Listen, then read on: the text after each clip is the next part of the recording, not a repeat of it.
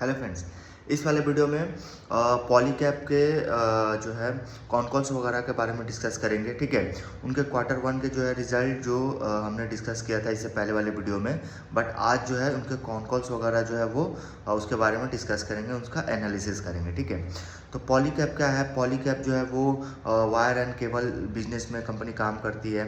Cable and wire का देखोगे ना तो यूज़ हर एक जगह है। आप इंफ्रास्ट्रक्चर बोलो, ईवी में देखोगे, data centre, renewable energy, power में, मतलब हर एक जगह देखोगे जो है वो केबल एंड वायर का बहुत ज़्यादा यूज़ होता है। तो केबल एंड वायर का यूज़ जो है अगर आप उसका डिमांड देखोगे ना तो बहुत ज़्यादा डिमांड है।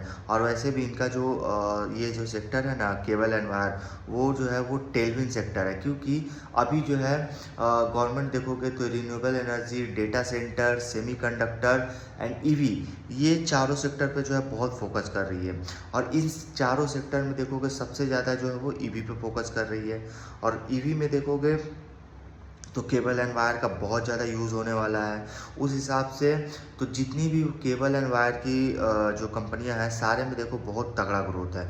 उस हिसाब से पॉलीकैब देखो तो ये मार्केट लीडर कंपनी है और ये सबसे एक हाई बेस, मतलब एक सबसे बड़ा मार्केट कैप है पूरे केबल एंड वायर इंडस्ट्री में। पॉलीकैब जो है वो सबसे बड़ा मार्केट कैप वाला कंपनी है। तो उस हिसाब से अगर पॉलीकैब का अगर ग्रोथ देखते हो तो लगभग क्वार्टर वन में इनका सेल्स ग्रोथ 39% से ग्रो किया था, मतलब बहुत आउटस्टैंडिंग ग्रोथ है। ठीक है, 39% से इनका सेल्स ग्रोथ किया था। पैट 33% से ग्रो किया था। ठीक है, मार्जिन जो है वो थोड़ा बहुत इम्प्रूवमेंट हुआ था। मार्जिन जो है वो मतलब इम्प्रूवमेंट मीन्स मतलब जो पैट का जो मार्जिन है वो लास्ट ईयर जो है 10.2% था और इस ईयर जो है वो 9.7, मतलब मार्जिन में थोड़ा बहुत डिक्लाइन हुआ था। ठीक है, लेकिन इनका टॉप लाइन का अगर आप ग्रोथ देखते हो तो लगभग 39% से ग्रो किया था। वैसे केबल एंड वायर का जो इनका बिजनेस है, आप देखोगे तो इनका डोमेस्टिक और इंटरनेशनल दोनों सेगमेंट में काम होता है।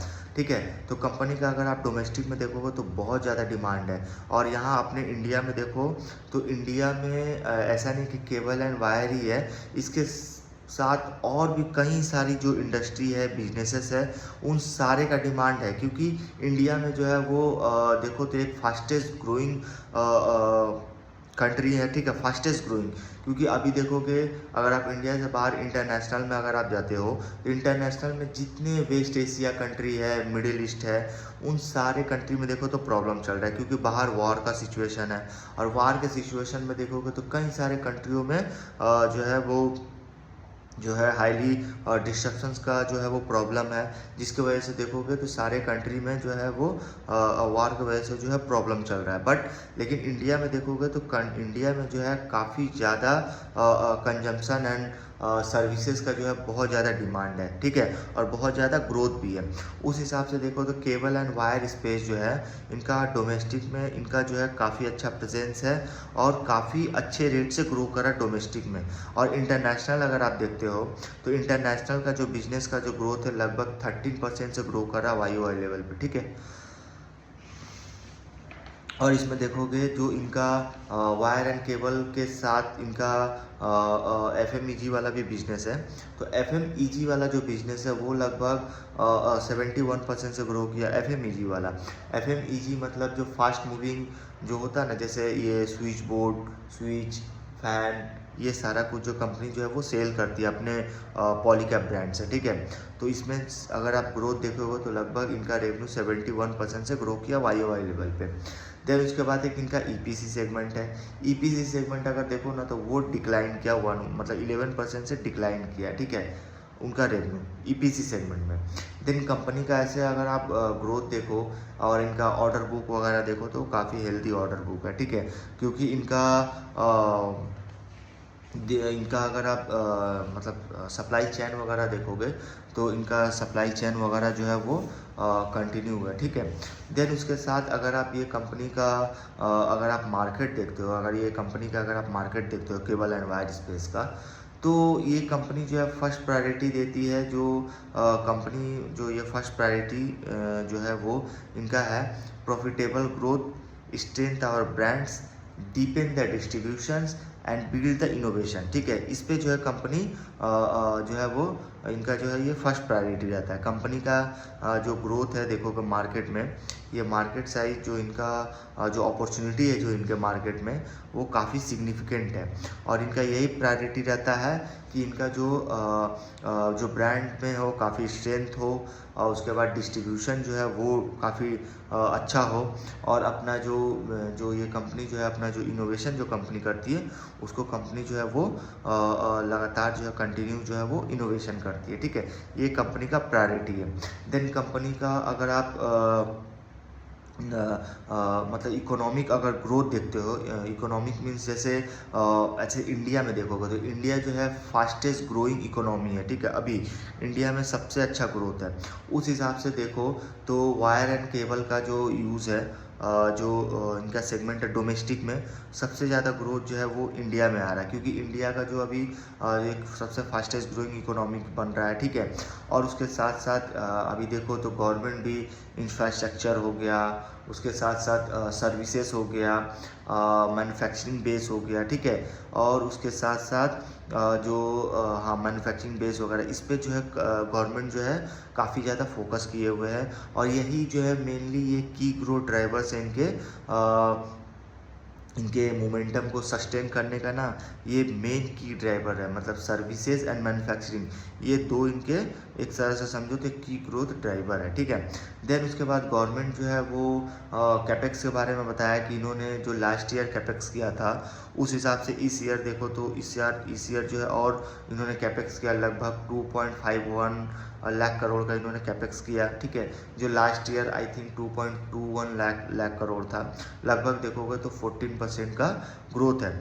तो गवर्नमेंट जो है काफ़ी ज़्यादा जो है वो बूस्ट जो है वो दे रहा है, क्योंकि गवर्नमेंट चाह रहा है, मतलब गवर्नमेंट चाहती है कि जो भी मैन्युफैक्चरिंग हो वो मेड इन इंडिया हो। ठीक है, इससे क्या होता है जो यहाँ के जो लोकल मैन्युफैक्चरर हैं उनको काफ़ी बूस्ट मिलेगा। ठीक है, और वैसे भी इंडिया जो है वो एक तरह से समझो तो इंडिया जो है वो मतलब जितना भी चाह रहा है कि वो इंडिया में ही जो है मैन्युफैक्चरिंग हो। ठीक है, और उसके साथ साथ काफ़ी तेज़ी से जो है इनका जो इकोनॉमिक्स, अपने इंडिया का जो इकोनॉमिक्स है वो काफ़ी फास्टेस्ट ग्रोइंग इकोनॉमिक है। ठीक है, उस हिसाब से देखो तो काफ़ी अच्छा तगड़ा ग्रोथ है, डोमेस्टिक सेगमेंट में बहुत अच्छा ग्रोथ है। देन अगर आप डोमेस्टिक के बाद आप इंटरनेशनल में देखो तो इंटरनेशनल में भी ग्रोथ है, लेकिन इंटरनेशनल में अभी जो मैक्रो इकोनॉमिक का जो प्रॉब्लम चल रहा है उसके वजह से जो है वो थोड़ा सा ग्रोथ में डिक्लाइन है। ठीक है, देन कंपनी बता रही है, मैनेजमेंट ने बताया है कि इनका जो जियोपॉलिटिकल जो टेंशन वगैरह अभी चल रहा है एंड ग्लोबल जो इशू वगैरह हो रहे हैं, जिसके वजह से देखोगे तो डोमेस्टिक का जो इंस्टीट्यूशनल जो पार्टिसिपेट है वो काफ़ी अच्छा है, काफ़ी अच्छा इम्प्रूव्ड हो रहा है। बट यही फॉरेन का अगर देखोगे तो फॉरेन वाला का जो है वो इम्पैक्टेड हुआ है। ठीक है, देन उसके बाद इनका अगर आप देखो तो इनके पास काफ़ी ज़्यादा कैश पड़ा हुआ है, क्योंकि एक कैश रिच कंपनी है। लगभग देखो तो 39.9 बिलियन के इनके पास कैश है। ठीक है, तो कैश है। देन कंपनी अगर देखो तो ये केबल एंड वायर स्पेस में अगर आप देखो तो इस बार भी वायर जो है वो केबल से अच्छा ग्रो किया इस क्वार्टर में। तो wire grew faster than cable during the quarter. Then इनका इंटरनेशनल वाला जो बिजनेस है वो डिक्लाइन किया YoY लेवल पे। ठीक है, बट इसमें जो है देखोगे तो इन्होंने बताया है मैनेजमेंट ने कि ये जो इंटरनेशनल वाला जो बिज़नेस है वो थोड़ा बहुत डिक्लाइन हुआ है ये मैक्रो इकोनॉमिक के चलते, और ये जो है ये टेम्प्ररी है, कोई लंबे समय तक नहीं चलेगा, ये टेम्प्ररी है। आने वाले 1-2 क्वार्टर में जो है वो वापस से रिबाउंड करेगा। ठीक है, तो ये हुआ। देन एक्सपोर्ट के बारे में अगर देखो तो कंपनी जो है एक इंटरनेशनल में जो है बहुत सारे कंट्री में कंपनी एक्सपोर्ट वगैरह करती है, US, यूरोप, लैटिन अमेरिका। ठीक है, तो इन सारे कंट्री में देखोगे तो काफ़ी अच्छा इनके ऑर्डर बुक आ रहा है। ठीक है, और कंपनी का मिडिल ईस्ट से भी काफ़ी अच्छा इनका ग्रोथ आता है। लगभग देखो तो 20-24% का ग्रोथ जो है वो इनका जो बिजनेस है वो मिडिल ईस्ट से होता है। और इनका मिडिल ईस्ट में भी बहुत सारे कंट्री जैसे सऊदी, ओमान, इन सारे कंट्री से इनका काफ़ी अच्छा बिजनेस होता है। ठीक है, देन अगर इस कंपनी के अगर आप ओवरऑल जनरेशन देखोगे, ओवरऑल जनरेशन मीन्स कंपनी जो है बहुत सारे इंडस्ट्री में कंपनी का काम है। तो जैसे renewable energy, solar, data centre, EVs, ठीक है, इंफ्रास्ट्रक्चर्स, ठीक है। तो इन सारे इंडस्ट्री में जो है वो केबल एंड वायर का यूज़ होता है। उसमें देखोगे तो वैसे भी इन सारे इंडस्ट्री मतलब जितने भी सेक्टर्स के बारे में हमने बताया, उन सारे सेक्टर्स पे जो है गवर्नमेंट फोकस कर रही है, ठीक है। और वैसे मेनली देखोगे तो डेटा सेंटर, सेमीकंडक्टर और ईवी, इस पे सबसे ज़्यादा गवर्नमेंट जो है फोकस कर रही है, ठीक है। और उस हिसाब से देखो तो केबल एंड वायर का काफ़ी ज़्यादा यूज़ होने वाला है। और सारे ऐसे इंडस्ट्री में देखोगे तो केबल एंड वायर का जो यूज़ है वो सबसे ज़्यादा जो है अभी गवर्नमेंट फोकस कर रही है सेमीकंडक्टर में और ईवीज़ में। और ईवीज़ में बहुत ज़्यादा केबल एंड वायर का यूज़ होने वाला, उस हिसाब से इनका जो डिमांड है काफ़ी ज़्यादा डिमांड और इंक्रीज़ होने वाला है, ठीक है।